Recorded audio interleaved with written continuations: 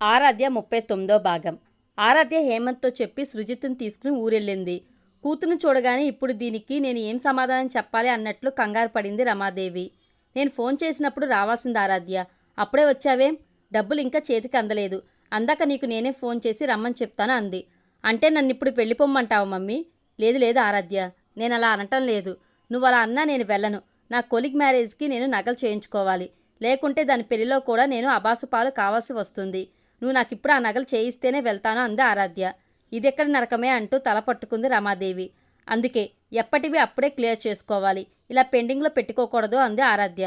ఈ ఒక్కసారికి నా మాట నమ్ము ఆరాధ్య, ఏదో ఒకటి చేసి నీకు నగలు చేయిస్తాను. ఏదో ఒకటి చేయడం ఎందుకు? సునీల్కేమో అన్నీ చేస్తావు. దేవతలు ఆశీర్వదించేలా కరెక్ట్ ముహూర్తానికి దగ్గరుండి వాడి పెళ్లి చేయించావు. వాడి భార్యకేమో ప్యూర్ నగలు పట్టుచీరలు కొనిపెట్టావు. నా దగ్గరికి వచ్చేటప్పటికి మాత్రం ఏదో ఒకటి చేస్తానంటావు. ఏమీ లేని దానిలా ముఖం పెడతావు.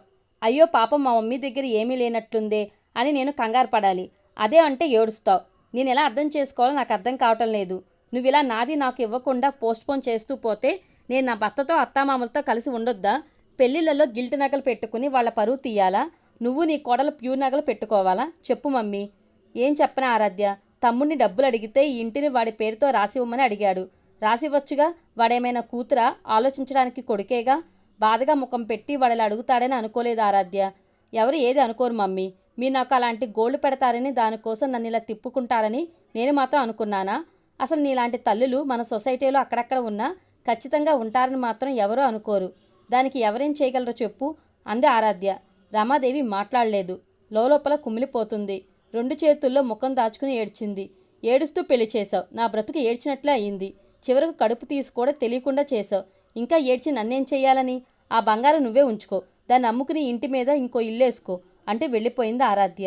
రమాదేవి తేరుకుని చూసే లోపలే అక్కడ సృజిత్ లేడు, ఆరాధ్య లేదు. అప్పుడొచ్చి ఆరాధ్య వచ్చిందా రమా అని అడిగాడు శాంతారాం. శూన్యంలోకి చూస్తూ కూర్చుంది రమాదేవి. ఉపేంద్ర ఇప్పుడు ఖాళీగా ఇంట్లో ఉండటం లేదు. అలా అని బయటికెళ్ళి ఉద్యోగం లాంటిదేం చేయటం లేదు. వీరాస్వామి దగ్గరికి వెళ్ళి గడుపుతున్నాడు. శార్వాణి కూడా నీ వల్లనే వీరాస్వామికి గతి పట్టింది. డబ్బులు పోయినా కనీసం ఆయన వాళ్ళ భార్య పెట్టిన తిండి తిని తన పనులు తను చేసుకోలేకపోతున్నాడు. అసలే మూలుగుతుంటే తల మీద తాటికాయ పడ్డట్లు చేయి చచ్చుబడిపోయింది. మూతి వంకరపోయింది. ఆ మూతి వంకరను మీరేమీ చేయలేరు, కానీ చేతికి ఎక్సర్సైజులు చేయించండి, వాకింగ్కి తీసుకెళ్ళండి. ఆయన మామూలు మనిషి అయ్యేంత వరకు ఆయన్నే కనిపెట్టుకుని ఉండండి. మీ ఫ్రెండే కదా పాపం. వాళ్ళ భార్య ఉద్యోగం చేయలేక ఆయన చూసుకోలేక డిప్రెషన్లో ఉంది. ఇలాంటి టైంలోనే మనిషి ఆసరా అవసరం. అప్పటికీ వాళ్ళ భార్య చాలా మంచిది. డబ్బులు పోగొట్టుకుని ఈ మనిషితో నాకేం పని అని అనుకోకుండా మంచంలో ఉన్న మనిషి అనేవాడు ఉంటే చాలనుకుంటుంది. ఆయన ఒక్క మాట కూడా అనకుండా మర్యాదగా చూసుకుంటుంది. ఎవరుంటారండి ఆవిడలాగా? అవకాశం దొరికినా ఆధారపడిన మాటలతో పొడవాలని చూసేవాళ్లే ఎక్కువగా ఉంటారు అంది శార్వాణి. అది కూడా నిజమే అనిపించింది ఉపేంద్రకి. అప్పటి నుండి వీరాస్వామి దగ్గరే ఎక్కువగా ఉంటున్నాడు. వాకింగ్కి వెళ్ళినప్పుడు వీరాస్వామి చాలా కృతజ్ఞతగా, నువ్వే లేకుంటే నన్ను ఇలా బయటికి ఎవరు తీసుకొస్తారు ఉపేంద్ర? ఈ నడకే లేకుంటే నేనెప్పుడో పడకేసేవాడిని. ఈ మాత్రం నడవబట్టే నా బాడీలో షుగర్ కంట్రోల్లో ఉంది. లేకుంటే ఆ జబ్బు నా శరీరాన్ని ఎప్పుడో చీమలు తినేసినట్లు తినేసేది అన్నాడు. ఆయన అల్ప సంతోషి. ఆయన ఇప్పుడు కొద్ది కొద్దిగా మాట్లాడగలుగుతున్నాడు. ఉపేంద్ర వెంటనే వీరాస్వామి చచ్చుబడిపోయిన చేతిని 2 చేతుల్లోకి తీసుకుని విచారంగా గుండె కరిగేలా చూస్తూ, వీరాస్వామి, నీదెంత మంచి మనసు. ఇంత జరిగినా నన్నొక మాట కూడా నువ్వు అనలేదు. ఏదో షాపింగ్కి వెళ్ళినప్పుడు మొబైల్ పోయినట్లు మౌనంగా ఉండిపోయావు. మనం మాత్రం ఇలా అవుతుందని అనుకున్నామా? ఏదో చెయ్యాలనుకున్నాం. వాళ్ళు మనల్ని ఇలా చేశారు. వాళ్ళకి స్టేట్స్ వెళ్ళి స్థిరపడటానికి మన రిటైర్మెంట్ డబ్బులే కావాల్సి వచ్చాయి. ఏం చేద్దాం? నువ్వు చెప్పే కర్మలు ఎవరినీ వదలవు. వాళ్ళను మాత్రం వదులుతాయా అన్నాడు. ఎవరిని వదలవు ఉపేంద్ర. ఇప్పుడు మనల్ని వదులుతున్నాయా? ఏదో మాట్లాడుకుంటున్నాం, కానీ ఎంత మాట్లాడినా వదిలే సమస్యలా మనవి. రిటైర్మెంట్ డబ్బులతో బ్రతకాలి, కానీ అత్యాశతో కోట్లు సంపాదించాలనుకున్నందుకు ఇది దేవుడు చూసి చూసి వేసిన శిక్షలా లేదు. అయినా ఈ వయసులో కోట్లు ఎందుకు మనకు? అందుకే ఇలా అయింది అన్నాడు వీరాస్వామి. జీవితంలో విలువైన క్షణాలను డబ్బును పోగేసుకోవటంతో పోగొట్టుకున్న ఉపేంద్ర వీరాస్వామి మాటల్ని తీసేయలేకపోయాడు. ఇంకో 2 నిమిషాల్లో ఇల్లు వస్తుందనగా ఆటో దిగి నడుచుకుంటూ వస్తున్న శాంతారాం, రమాదేవులు కనిపించారు. అదిగోనయ్యా ఉపేంద్ర, మీ వియ్యంకులు వస్తున్నారు. వాళ్ళని ముందుగా చూసిన వీరాస్వామి చెప్పాడు. వీరాస్వామి చెప్పగానే వాళ్ళ వైపు చూసిన ఉపేంద్ర నవ్వుతూ వెళ్ళి, బావగారు మీరా, బాగున్నారా? ప్రయాణం బాగా జరిగిందా అంటూ శాంతారాం 2 చేతుల్ని పట్టుకుని వదిలి ప్రేమగా మాట్లాడుకుంటూ ఇంట్లోకి తీసుకెళ్లాడు. లోపలికెళ్ళగానే ఎవరొచ్చారో చూడు శార్వాణి అంటూ గట్టిగా కేకేశాడు. ఆమె కిచెన్లోంచే వాళ్ళని గమనించి నవ్వుతూ వచ్చి పలకరించింది. కొద్దిసేపు వాళ్ళ దగ్గర కూర్చుని మాట్లాడింది. వాళ్ళకి మర్యాదలు చేసింది. వీళ్ళ మర్యాదలు పలకరింపులు చూస్తుంటే శాంతారాంకి రమాదేవికి సునీల్ అత్తగారిల్లు గుర్తొచ్చింది. మర్యాదలు చేయించుకోవాలన్నా చేయాలన్నా సమాన స్థాయి అవసరం అనిపించింది. శాంతారాం ఉపేంద్రను శార్వాణిని కూర్చోబెట్టి, బావగారు, ఆరాధ్య విషయంలో ఏం చెప్పుకోవాలన్నా పెద్దవాళ్ళు మీరే కాబట్టి మీతోనే చెప్పుకోవాలని వచ్చాం. చెప్పండి బావగారు అన్నాడు ఉపేంద్ర. శార్వాణి కూడా ఆయన ఏం చెప్తారా అని చూస్తుంది. రమాదేవి బ్యాగులోంచి డాక్యుమెంట్స్ లాంటిది బయటకు తీసి భర్త చేతిలో పెట్టింది. శాంతారాం దాన్ని ఉపేంద్ర చేతిలో పెట్టి, ఇవి మా ఇంటి తాలూకు వీలునామా పేపర్స్ బావగారు, వీటిని మీ దగ్గర ఉంచండి అన్నాడు. ఉపేంద్ర బెదిరిపోతూ, ఇవి మా దగ్గర ఎందుకు బావగారు? అసలే దొంగల భయం. ఈ మధ్యన నేను డబ్బుల గురించి ఇలాంటి పేపర్స్ గురించి పట్టించుకోవడం మానేశాను. రిటైర్ అయ్యాను కదా, మీ పేపర్స్ మీ దగ్గర ఉంచుకోండి, నేను కాపాడలేను అంటూ మర్యాదగా తిరస్కరించాడు. ఇవి మీ కోళ్ళకి సంబంధించినవే బావగారు, మావి కావు అని శాంతారాం అంటుండగానే ఆరాధ్య, హేమంత్ సృజితిని తీసుకుని లోపలికి వచ్చారు. వాళ్లకు శాంతారాం, రమాదేవులు వచ్చినట్లు ఫోన్లో చెప్పింది శార్వాణి. ఆదివారం కాబట్టి అందరం ఇక్కడే గడుపుదామని చెప్పింది. అందుకే వాళ్ళు వెంటనే బయలుదేరి వచ్చారు. ఆరాధ్య తల్లిదండ్రుల వైపు చూడకుండా పలకరించకుండా కిచెన్లోకి వెళ్ళింది. రమాదేవి వెంటనే అర్థం చేసుకుని లేచి కూతురు వెంట వెళ్ళింది. కూతురుతో ఏం మాట్లాడుకుందో ఏమో, ఆమెను తీసుకుని హాల్లోకి వచ్చింది. అందరూ వినేలా రమాదేవి అంది, మా తదనంతరం మా ఇల్లు మా ఆరాధ్యకు చెందేలా వీలునామా రాయించుకుని వచ్చాం. తీసుకోండి అల్లుడు గారు, అది మేము వెళ్ళిపోయాక మీ ఇల్లే. ఇందులో ఎవరి ఆక్షేపణలు ఉండవు. లాయ దగ్గర కూర్చుని జాగ్రత్తగా రాయించుకుని వచ్చాం. మీరు బాగా ఆలోచించుకుని ఈ నిర్ణయం తీసుకున్నారా అడిగాడు హేమంత్. నిర్ణయం తీసుకోవడంలో ఎలాంటి లోపం లేదు హేమంత్. ఎందుకంటే ఇక ముందు మేము సునీల్ దగ్గరికి వెళ్ళదలుచుకోలేదు, ఇక వెళ్ళం కూడా. భవిష్యత్తులో సునీల్ మాకు చేసేది కానీ చేయాల్సింది కానీ ఏమీ లేదని అనుకుంటున్నాం.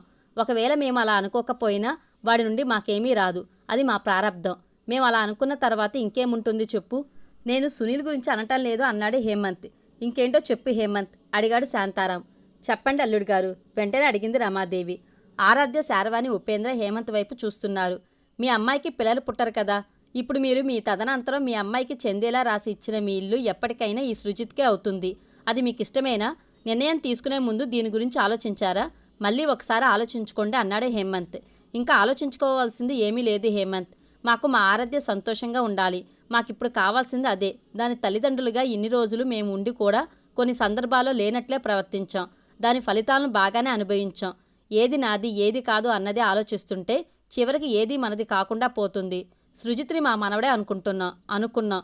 ఇందులో మార్పు ఉండదు. నువ్వు చాలా మంచివాడి. చాలా విషయాల్లో నీకు మేము ద్రోహం చేశాము. చిన్నవాడివైనా మమ్మల్ని క్షమించు అన్నారు. అంత పెద్ద మాటలు ఎందుకులేండి. మీ వీలునామా మీ అమ్మాయికి ఇష్టమైతే నా అభ్యంతరం ఏమీ లేదు అన్నాడు హేమంత్. వాళ్ళనెందుకు బాధ పెట్టాలి అని. అందుకే అతను నో చెప్పలేదు. ఆరాధ్య మౌనాన్ని అంగీకారంగా స్వీకరించి లేచి ఆరాధ్య దగ్గరికి వెళ్ళింది రమాదేవి. వీలునామా పేపర్స్తో పాటు ఆమె పాత నగలు కొన్ని ఆరాధ్య చేతిలో పెట్టి, వీటిని కరిగించి కొత్త మోడల్లో నగలు చేయించుకో ఆరాధ్య. నీ విషయంలో ఇన్ని రోజులు ఏదో తప్పు చేస్తున్నానన్న భావన నాలో ఉన్న మూర్ఖంగా ప్రవర్తించాను. ఈ ప్రవర్తన నన్ను పక్కన పొడుస్తూనే ఉండేది. ఇప్పుడు అలాంటి బాధేమీ లేదు, హాయిగా ఉంది అంది రమాదేవి. శార్వాణి, ఉపేంద్ర చూస్తున్నారే కానీ ఏమీ మాట్లాడలేదు.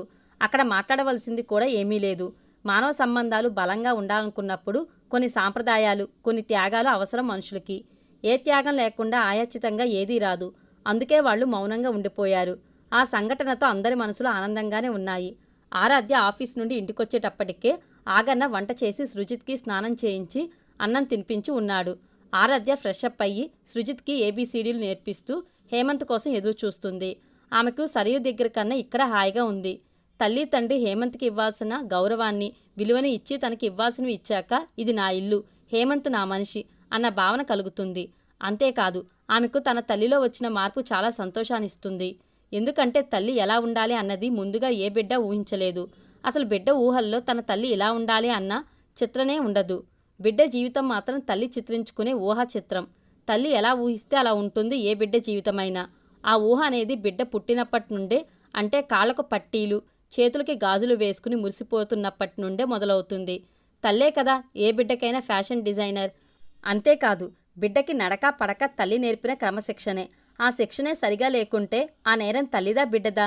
ప్రేమ, త్యాగం, సహన, బాధ్యతలనే 4 స్తంభాలతో నిర్మించిన దేవాలయం లాంటి అమ్మే కుటుంబ సభ్యులతో చేయి కలిపి కక్కుత్తుపడి కూతురికి పెళ్లిలో పెట్టే మంగళసూత్రాలను కూడా గిల్టివి పెడితే ఆ కూతురి జీవితం ఎలా ఉంటుంది? కూతురికి పెళ్లిలో ఏం పెట్టాలన్నా వ్యాపారపు ఆలోచనలు చేస్తే ఆ కూతురు అత్తగారింట్లో మొండిగా తిరగాలనుకున్నా అక్కడ ఆమెకు విలువ ఇస్తారా? మర్యాదగా చూస్తారా? అలాంటప్పుడు ఉద్యోగం చేసే ఏ ఆడపిల్ల అయినా రెక్కలు విప్పుకుని ఎగిరిపోకుండా ఉంటుందా? అలా ఎగిరిపోమ్మని తల్లే సలహా ఇస్తే ఆ తల్లిని ఏమనాలి? అలాంటి తల్లులు ఎక్కడైనా ఉంటారా? ఉంటారని చెప్పడానికి దేవుడు మన తల్లిని సృష్టించి ఉంటాడు. కానీ ఒక తల్లి చూపించే నిర్లక్ష్యాన్ని ఏ కూతురు దేవుడికి చెప్పుకోదు. నా తల్లిని శిక్షించమని కోరుకోదు. అది ఒక కూతురికి తల్లి పట్ల ఉండే ఆరాధన, ఆత్మీయత. అందుకే తల్లులు కూతుళ్లను దోసిట్లో దీపంలో చూసుకుంటారు. ఒక తన తల్లి లాంటి తల్లులు తప్ప. నిజంగా చెప్పాలంటే తన తల్లిలో వచ్చిన మంచి మార్పు వల్లనే ఈరోజు తన హేమంత్తో ఉండగలుగుతుంది. అంటే ఇక్కడ వీలునామా అన్నది ప్రధానం కాదు. అది చూసి తల్లిదండ్రులందరూ కూతుళ్ళకి వీలునామాలు రాసిమ్మని కాదు. తన బిడ్డ జీవితం గురించి కన్నతల్లి చివరిదాకా ఆలోచించాలి. బిడ్డకు సరైన ఆలోచన మార్గాలను తెలియజెప్పాలి. ఎందుకంటే బిడ్డ పుట్టేది తల్లికి. తల్లి ఎప్పుడు బిడ్డకు పుట్టదు. హేమంత్ ఆఫీస్ నుండి వచ్చాడు. రాగానే సృజిత్ని ఎత్తుకుని ముద్దు పెట్టుకున్నాడు. సృజిత్ని కిందకు దింపకుండా అలాగే ఎత్తుకుని ఆరాధ్య వైపు చూసి వీలునామా గురించి నీకేమీ అనిపించింది అని అడిగాడు. నాకేమీ అనిపించలేదు. కొడుకుల్నే కాకుండా కూతుళ్లను కూడా కన్నవాళ్లు బాధ్యతగా పట్టించుకోవాలి. ఆ వీలునామా వల్ల మా పేరెంట్స్కి వచ్చే ఇబ్బందేమీ లేదు. అందుకే అంగీకరించాను. వాళ్ళు ఉన్నన్ని రోజులు వాళ్ళకి ఉండే స్వీట్ హౌస్ జీవనోపాధిని ఇస్తుంది.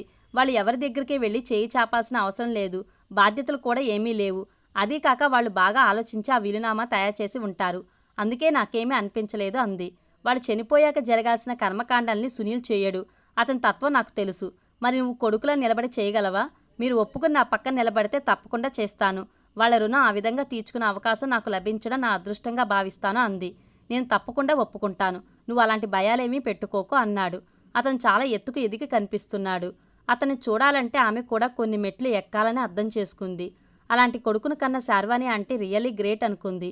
హేమంత్, నాకు ఫ్యామిలీ ప్లానింగ్ ఆపరేషన్ చేయించుకోవాలని ఉంది అంది. సడన్గా ఆమె అలా అనేసరికి అతని ముఖం ప్రశ్నార్థకంగా మారింది. నువ్వు అలా అయితేనే నన్ను టచ్ చేస్తావు, నాకు అర్థమైపోయింది.